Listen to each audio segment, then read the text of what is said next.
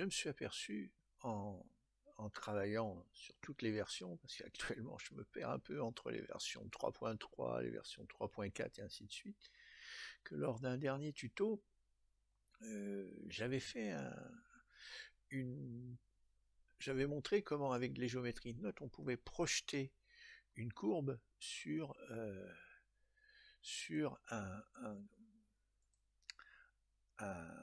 un plan avec un terrain qui était un peu déformé et que on pouvait donc utiliser les géométriques notes pour faire suivre donc un véhicule par exemple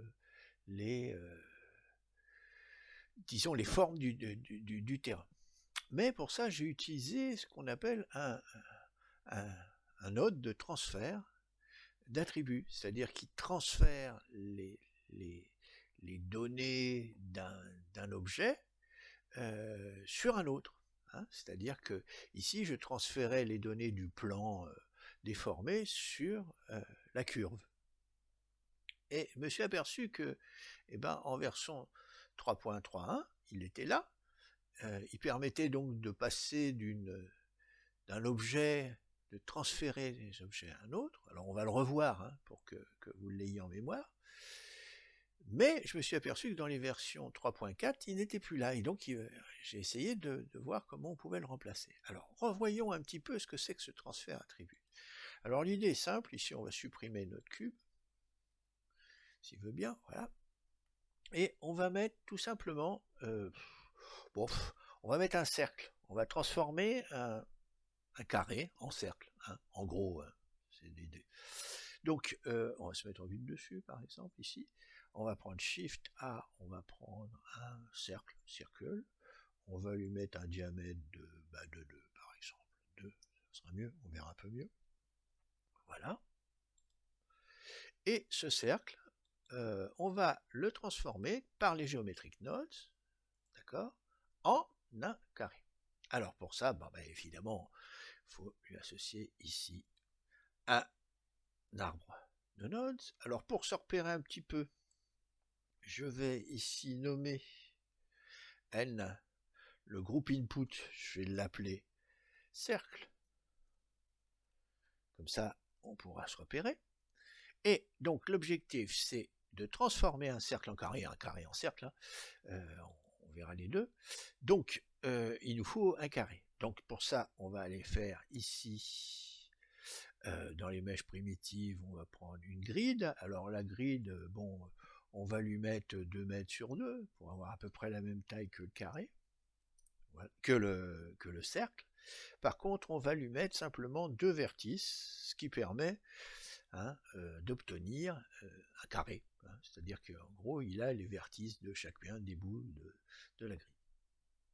Alors, le but, c'est de récupérer donc la position des points de la grille, du plan.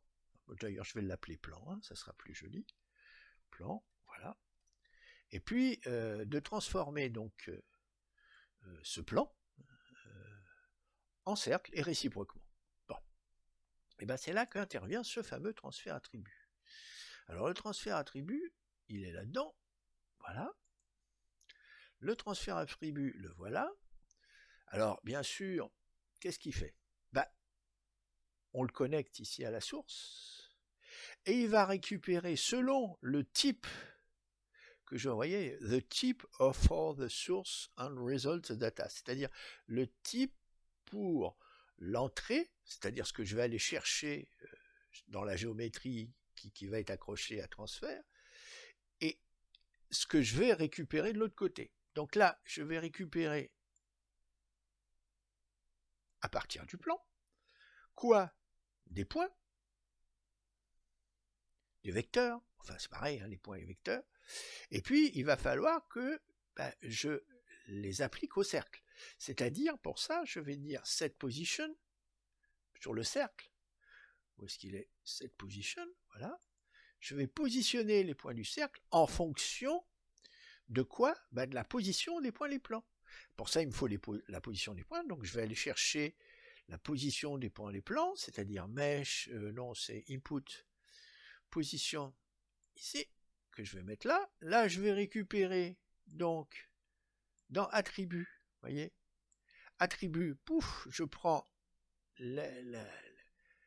hein, ça c'est un flux position qui n'a rien en soi.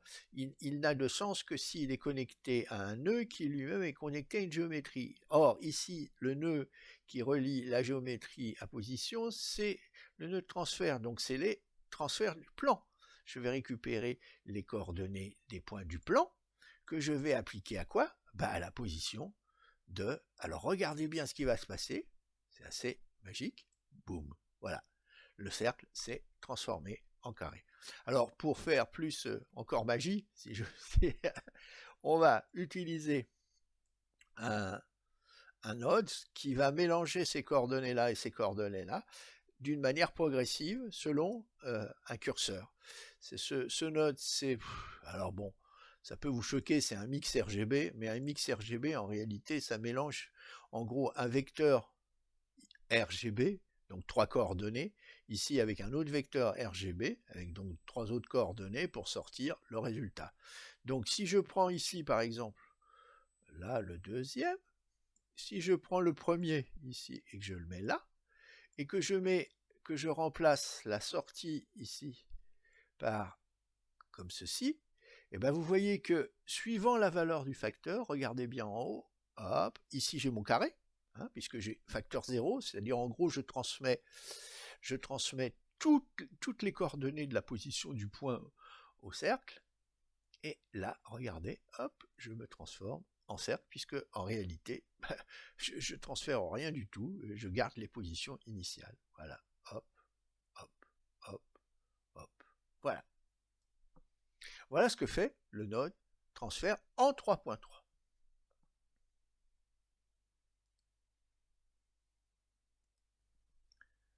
Alors, je suis maintenant en version 3.4. Je décide de refaire la même chose que tout à l'heure, donc je vais faire Shift S, ici Shift S cursor to Word Origin, faire Shift A, je vais mettre un Mesh Circle, je vais lui mettre 2 de diamètre, d'accord, pour que ce soit plus homogène, voilà, et je vais ici injecter Geometric Nodes. Bon, pour bien me repérer, ici j'ai mon cercle, d'accord, voilà. Voilà, alors je voudrais donc transférer les coordonnées de mon cercle, faire comme tout à l'heure, hein, faire en gros un carré à partir d'un cercle, en gros, c'est ça hein, l'idée. Donc, je vais faire un carré, un cercle, un plan, quoi. Shift A, comme j'ai fait tout à l'heure, mèche primitive, grid, voilà, et je vais faire 2, 2, 2, 2, voilà. Non, 2, j'ai dit 2 partout. Voilà. Voilà. Alors, maintenant, la dernière fois que j'ai fait ça, je me suis dit, voilà, Shift A, je vais aller chercher attribut de transfert, et pas. Alors, comment je fais? Eh bien, en fouillant dans le manuel de 3.4, Blender nous donne la solution, il faut utiliser 2 nodes. Alors, ces nodes, ils sont dans la géométrie, ils s'appellent respectivement simple index et Shift A. L'autre s'appelle géométrie simple nearest.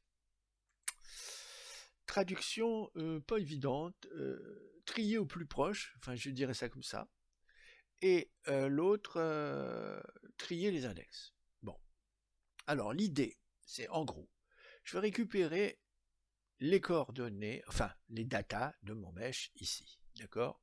Mais qu'est-ce qui va se passer? Alors, suivant évidemment l'option que j'ai marquée ici, hein, vous pouvez récupérer soit des points, soit des machins, des edges, des faces, des face corners. Face corner, c'est pour les UV maps. Hein. Bon, on en reparlera un jour. Voilà. Alors, si par exemple je me branche ici, voilà, je vais récupérer de l'autre côté l'index. Alors, c'est quoi l'index? Eh bien, l'index des points. c'est-à-dire la suite de nombres qu'il y a ici. Alors bon, ici je suis sur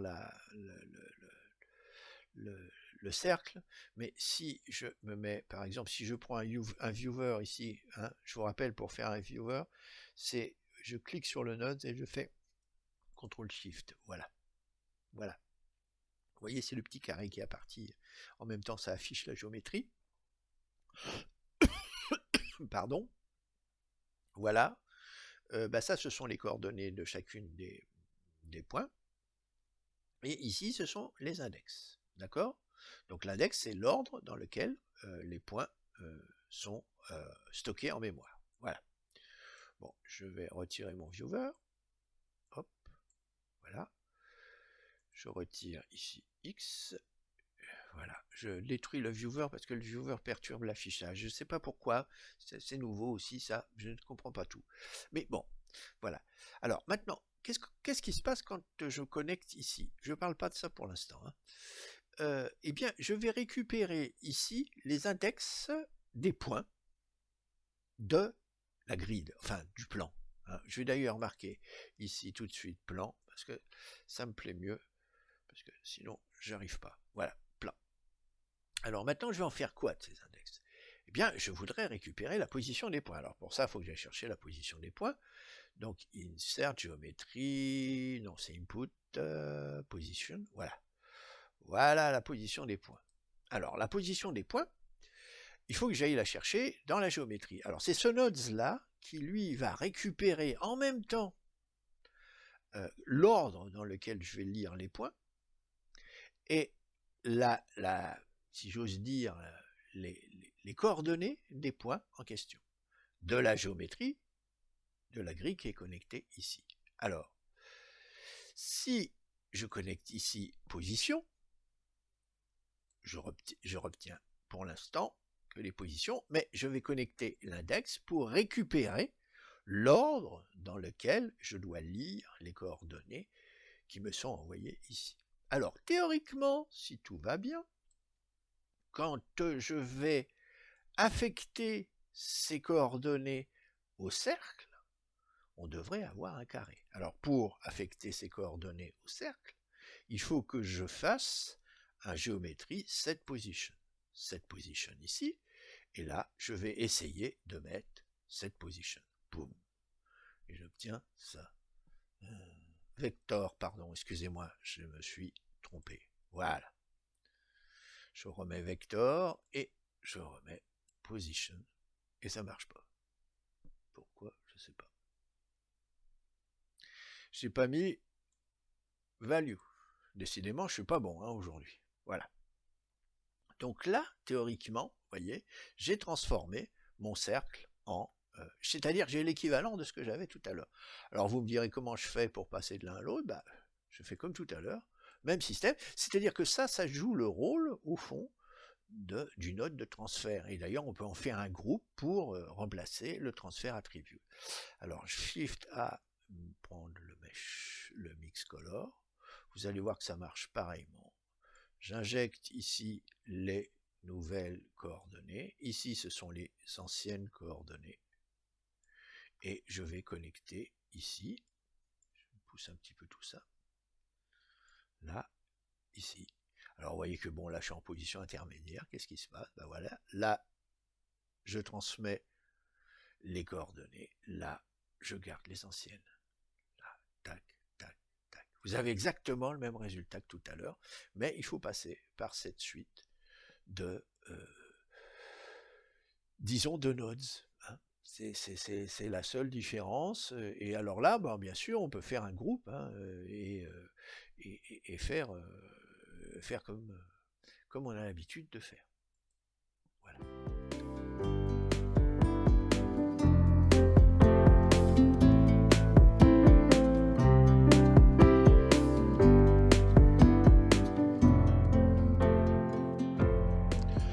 Afin de mieux comprendre un petit peu ce qui se passe dans la transposition en 3.4 du node transfert, j'ai fait une petite animation. Alors vous reconnaissez ici, là j'ai mis Suzanne au lieu d'avoir un cercle. Ici, j'ai mis un cube au lieu d'avoir un rectangle. Mais en gros, l'idée est la même, hein, d'accord? Seulement, bon, c'est plus...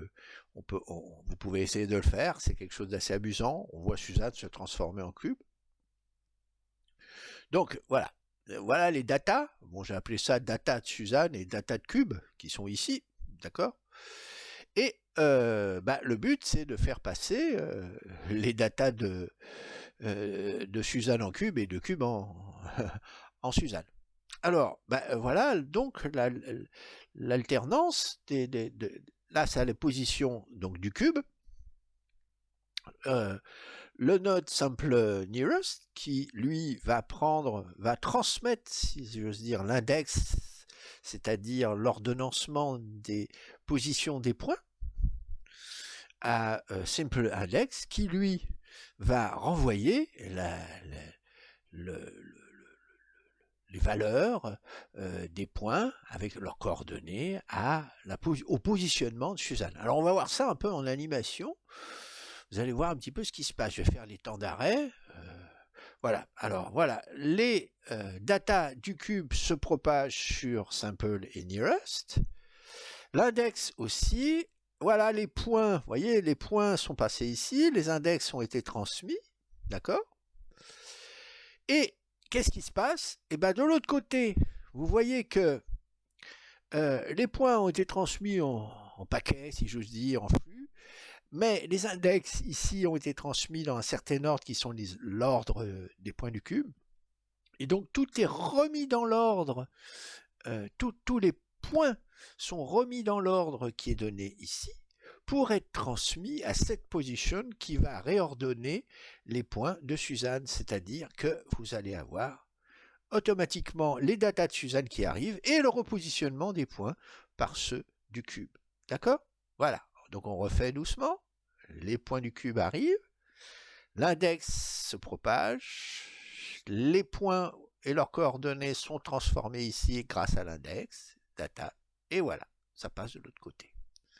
Voilà en gros comment on peut imaginer, je vous le fais encore une fois, comment peut-on imaginer le fonctionnement au ralenti de cet ensemble de nœuds. Voilà. Alors, voilà, juste pour le plaisir, voilà donc Suzanne, et on va essayer de voir ce que donne effectivement notre ensemble. Regardez bien, vous allez voir. Voilà. Suzanne se transforme en un cube, et dans l'autre sens, le cube se retransforme en Suzanne. Vous voyez? C'est parfait.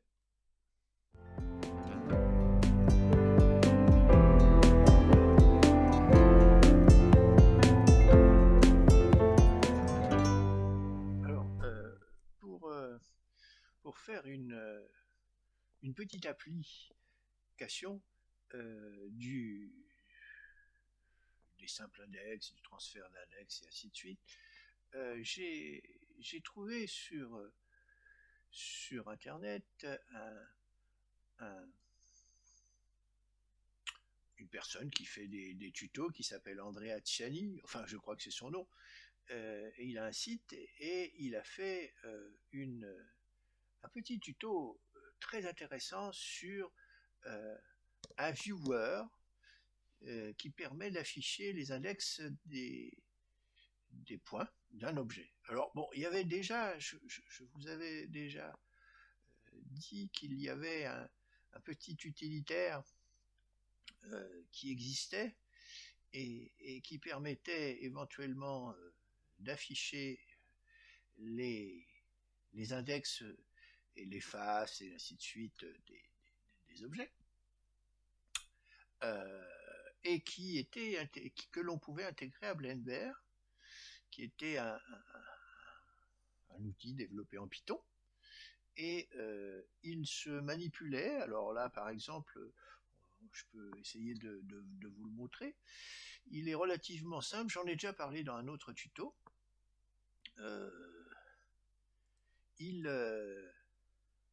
Je vous donnerai les détails à la fin, mais je vais vous montrer comment il fonctionne et quels sont ses inconvénients et pourquoi. L'exemple que je vais traiter peut être intéressant pour certains d'entre vous.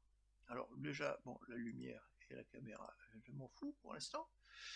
Je vais simplement me mettre ici, vous voyez, il y a quelque chose qui est ici, le mode edit, on va se mettre en mode edit, et puis on va aller ici dans les, comment ça s'appelle, ça a un nom, je ne sais plus le nom, les overlays, voilà, c'est-à-dire les choses qui viennent par-dessus, et on va aller cocher, ici, cette, vous voyez, il y a marqué développeur indice, donc ça c'est possible que si on a installé le petit utilitaire. Et quand on coche ça, si vous regardez de très près, alors bon, faut vraiment regarder de très près, vous voyez des petits numéros bleus apparaître, voilà, ici, sur, alors, ce que vous avez coché ici. Alors, si vous avez coché les vertices, vous avez les vertices qui apparaissent.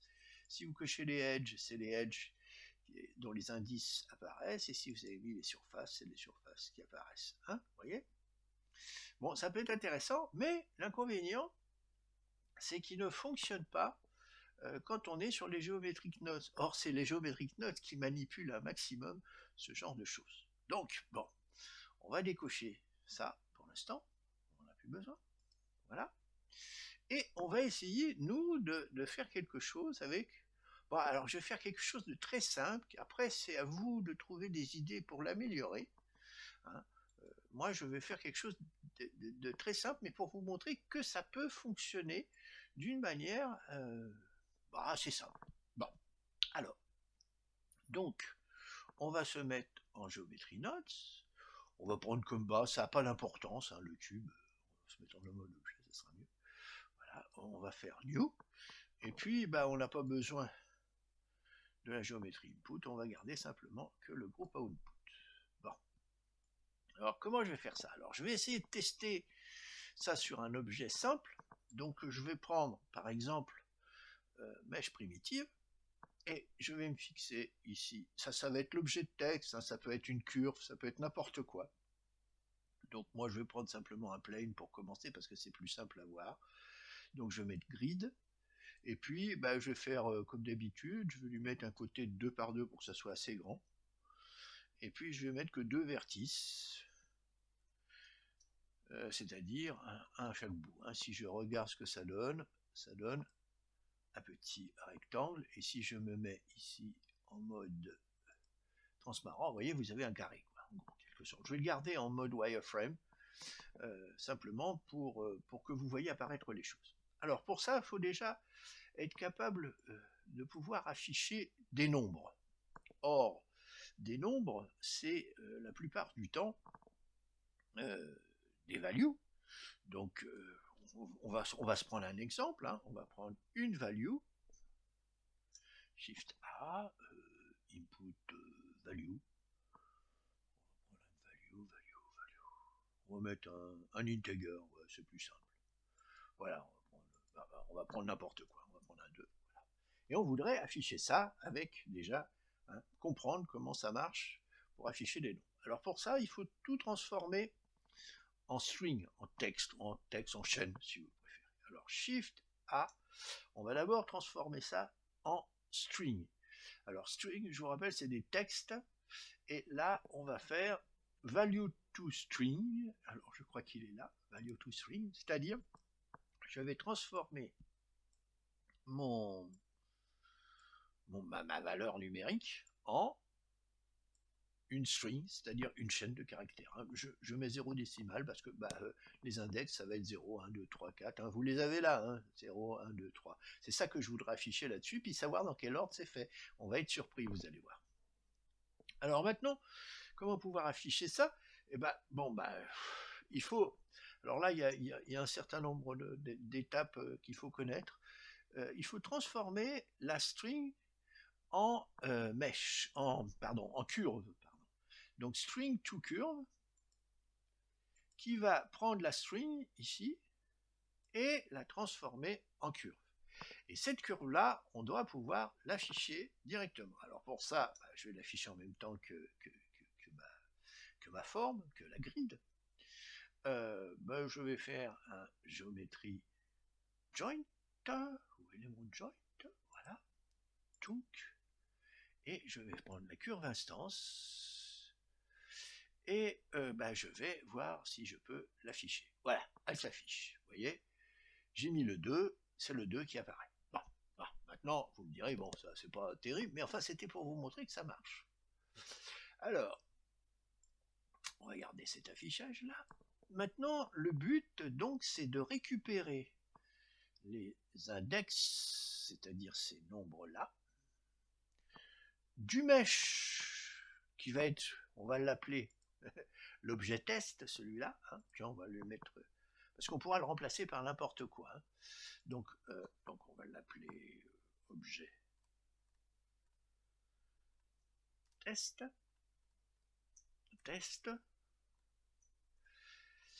parce qu'en gros le but c'est d'arriver à faire un groupe et puis d'insérer une source, n'importe laquelle, et puis de pouvoir afficher ces index sur l'écran. Bon, alors, comment aller rechercher les index? Et c'est là qu'interviennent nos fameux simple index et ainsi de suite. En effet, on va aller chercher tout simplement l'index qui correspond à chacun des sommets. Et puis je vais la faire afficher en fonction de ma volonté, c'est-à-dire là par exemple j'ai l'index 2, je voudrais qu'elle s'affiche soit là, soit là, soit là, soit là, en fonction de ce qu'elle est dans la réalité, hein. C'est-à-dire ici, par exemple c'est 1, moins 1, 0, donc ça devrait s'afficher 1, moins 1, 0, 1, moins 1, 0, c'est là, donc il devrait s'afficher là. Bon. Alors comment faire? On va aller la chercher, donc je vais faire Shift A simple index. Alors simple index, il est dans géométrie, si mes souvenirs sont exacts. Simple index, le voilà. Voilà. Alors, je vais récupérer, alors attention, là je vais récupérer pour positionner ce nombre-là à l'endroit où il faut. C'est-à-dire, il faut que je trouve la position de l'index qui m'intéresse. Donc je vais chercher un vecteur, et ça va me sortir un point, ici, et le point va être l'endroit où je vais afficher. Bon, mais je vais aller le chercher dans la géométrie de l'objet test, donc je vais aller le chercher ici. Je vais donc chercher cette géométrie, et puis je vais récupérer ici, théoriquement, l'index. Mais pour ça, il faut que je dise, je voudrais, moi aussi, récupérer la position. Parce que la position, c'est elle qui va être indiquée pour placer mon 2 ici. Donc je vais faire Shift A, je vais faire position. Alors je vous rappelle, position tout seul, c'est un flux de données qui ne correspond à rien. Mais si je le connecte à un nœud ici, par exemple ici, eh bien le nœud recherche la géométrie sur lequel il est connecté, à savoir le plan, enfin le carré, et il dit, ah oui, moi je vais te donner les positions de ce truc-là. D'accord? Et moi, ce que je voudrais, bien sûr, c'est que ce soit l'index 2 qui me renvoie, enfin, seul l'index 2 m'intéresse au niveau de sa position. Donc ce que je vais faire, je vais dire à mon node, vous voyez, je vais utiliser cette deuxième entrée ici, qui va dire, moi je veux simplement l'index qui correspond à 2. Voilà. Alors, vous allez me dire, je fais quoi avec tout ça? Eh bien, je vais tout simplement dire à ma machine, tu vas m'afficher le nombre que j'ai transformé ici, c'est-à-dire le nombre 2, à l'endroit où il faut. Pour ça, c'est un set position. Hein, donc, géométrie, set position, toc, voilà, je vais le mettre. Et puis, je vais dire à ma machine, tu vas positionner le 2 à cet endroit-là. 2. Ah, regardez ce qui se passe. Le 2 s'est déplacé à cet endroit-là. Alors, est-ce que c'est bon? On va regarder. On va déplacer. Je vais avancer un peu ici les valeurs. 3. Ah oui. 4. Ah, 4, pourquoi le milieu? Tout simplement, ah oui, je suis bête. Parce que regardez, 0, 1, 2, 3, ça a 4, 4 ça a plus de sens. Donc il va falloir avoir un test qui dit, bah j'affiche plus quand ici, j'ai rien, quoi. Alors, donc 1, ouais, regardez, 0, 1, non, moins 1 ça sert à rien, 0, 1, 2, 3. Donc j'affiche mes index aux endroits où il faut. D'accord? Donc vous voyez que c'est très simple et ça permet. Alors, bon, vous me direz, là, je ne vois pas grand-chose en mode solide. Eh ben, en mode solide, on va arranger un petit peu les choses. On va déjà remplir un petit peu le texte qui est là, parce que bon, la curve est un peu vide, si j'ose dire, donc, parce que si je décoche, on ne voit plus grand-chose. Donc je vais faire Shift A, je vais faire Fill Curve. Alors Fill Curve, ça remplit tout simplement, voilà, là c'est déjà un peu plus lisible. Et puis je vais même arranger les choses, parce que là, vous voyez, tout est très fin. Je vais dire, bah, ça serait bien si je pouvais un petit peu mettre de l'épaisseur à ça, c'est-à-dire que je vais envoyer une extrusion, extrude, mesh, voilà, sur quoi? Bah, alors bon, c'est un peu trop, là. On va mettre, par exemple, je sais pas, moi, 0.2, voilà, ça va donner un peu d'épaisseur au long, voilà, bah, on voit un peu mieux quand même, là, hein. Et puis, voilà, et puis on peut s'arranger aussi, parce que là, vous voyez, si je suis un peu en biais, on voit pas très bien, donc on peut un petit peu ajouter, par exemple, ici, un node de transformation, Shift A, transform, géométrie, transform, pourquoi faire? Bah, ici, si vous faites, vous voyez, une rotation par rapport à, ici, vous voyez, l'axe des X, c'est comme ça, et moi, je suis positionné un peu dans le bon sens, bah, je peux lui dire, bah, écoute, fais-moi, à part une translation, non, moi, je peux faire des translations aussi, si vous voulez, mais c'est surtout la rotation qui m'intéresse. Là, vous voyez, si je fais une rotation un peu, hop, et ben, je vois apparaître mes nombres en face, ce qui est quand même beaucoup plus sympathique. Donc voilà, à peu près l'idée. Donc, vous voyez, je rentre les valeurs. Là, le 17, 18, alors là, évidemment, ça correspond à rien. Alors, bon, on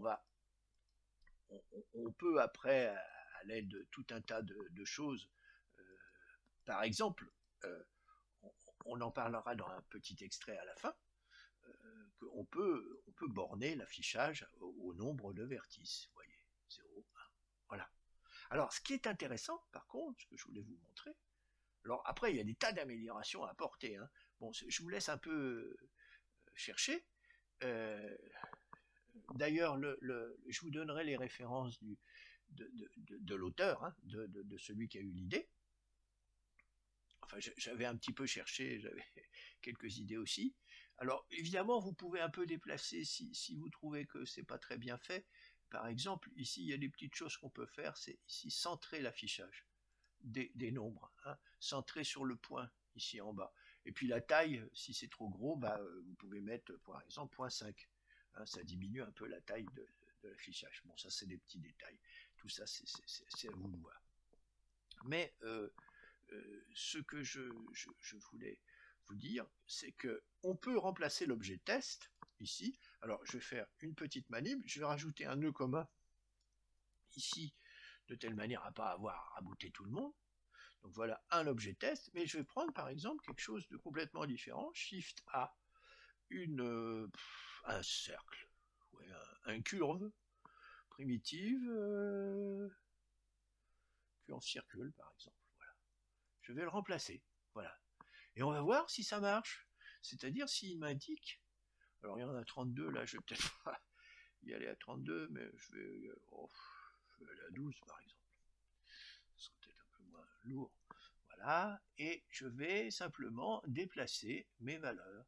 Alors 0, 1, non pardon, excusez-moi, c'est pas ça qu'il faut bouger. C'est ça, voilà. Hop, 2, 3, 4, 5, 6, 7. Vous voyez que je suis, alors si je me rapproche, vous voyez les vertices, ils sont là. 10, 11, 12. Ah, 12, j'ai dépassé, vous voyez. Alors là, il faudrait un petit switch pour valider la fin. Hein. Ça sera l'objet Voilà. Hein, donc voilà l'idée générale. Maintenant, à vous d'améliorer les choses. Alors, pour ajouter un petit peu, hein, je vous rappelle ici, quand on arrive à 15, donc c'est embêtant parce que tout vient s'ajouter au milieu. Et bon, c'est pas très bien, quoi. On comprend pas tout, pourquoi ça se met au milieu. Alors, il y a une idée très simple qui consiste à essayer d'arrêter l'affichage, si j'ose dire, à partir du moment où on dépasse les valeurs, les valeurs qui sont dans les valeurs d'index de la figure. Donc là, l'idée est très simple, on va prendre les coordonnées qui sortent de simple index, de simple nearest, enfin index, pardon, on va les prendre et puis on va les comparer avec 0. Et on va faire afficher ou pas la géométrie qui sort ici. Donc, je vais ici faire un comparateur. Compare. Alors, faut pas se tromper hein, dans les types ici. Donc, c'est un vecteur. Je vais comparer donc la valeur qui arrive ici avec 0. Donc, ici, je vais faire equal 0. Et selon le résultat vrai ou faux, je vais faire afficher la géométrie ici ou pas. Donc je vais faire Shift A un switch qui, si c'est vrai, donc equal switch ici. Si c'est vrai, je revois la géométrie. Et si c'est vrai, je ne revois pas la géométrie. Si c'est faux, je revois la géométrie. Donc je vais brancher ma géométrie ici. Je vais mettre géométrie, hein, c'est bien un switch sur une géométrie. Et je vais faire afficher ici. Hop, et je coupe, bien sûr, ça. Voilà. Alors vous voyez, là j'étais à 12, ça a coupé la géométrie. Alors je vais regarder si ça marche tout le temps. Je vais faire maintenant, je vais redescendre un petit peu. 11. Ah, là ça affiche. 10, 9, 8, 7, 0, 0, 0, 0, 0, 0, moins 0, ça disparaît. Donc là, vous voyez, hop, hop, hop, hop, hop, hop, hop, hop, hop. Et voilà. Hein, ça affiche plus, donc ça veut dire que c'est hors domaine. Il faudra un petit message. Enfin, c'est à vous de voir. Hein. Donc voilà une idée qui permet éventuellement de s'en sortir sur la fin. Quoi.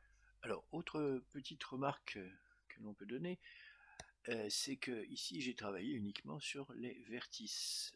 Qu'est-ce qui se passe pour les fesses et les edges? Alors bien sûr ici, si je prends la curve, ça va pas marcher parce qu'elle n'a pas de face ni de edge. Donc je vais supprimer la curve et je vais la remplacer par, par exemple par un cube. Hein. Mèche primitive, cube, voilà, un petit cube. Très simple. Donc je vais faire ça x delete, je vais mettre le cube à la place. Alors vous allez voir tout de suite, évidemment, l'inconvénient du cube, c'est que si je me mets pas en face transparente, et puis les indices, vous voyez, sont marqués là à l'extérieur. Hein. Donc si je me mets là, ça va, mais si je continue plus loin, il y a des indices qui vont être cachés derrière le cube, donc si je me mets en transparence, pour que vous voyez apparaître, oui, non, si je fais 8, ça va pas. Si je fais un peu moins, ça devrait aller. Voilà, 1, 2, 3, 4, 5, 6, 7, 8, voilà. 0, pardon, 0, j'ai pris dans l'autre sens. Bon, alors maintenant, vous allez me dire comment je fais pour voir, par exemple, les edges. Il suffit d'aller dans Simple et de dire, voilà, à la place de point, je voudrais les edges. Vous voyez, alors là, vous voyez que la position change. Hein, on se met sur le edge, et là, cette fois, quand je me déplace, 1, 2, 3, 4, 5, 6, 7, 8, 9, 10, 11, 12, ah, il n'y en a plus. D'accord? Voilà, pour les edges. Donc pour les edges, ça marche. Et maintenant, on va travailler pour les surfaces. Hein. Je passe ici en faces. Enfin, pardon, pas les surfaces. Alors 11, il n'y en a pas. Je vais revenir progressivement. Et vous voyez, voilà la face 5, 4, 3, 2, 1, 0. D'accord? Donc tout ça, bien sûr, c'est à améliorer, mais vous pouvez déjà vous repérer relativement facilement par rapport aux différents éléments. Alors bien sûr, pour des objets qui ont des faces et des edges, si vous êtes sur des curves ou des choses comme ça, évidemment, c'est pas pareil.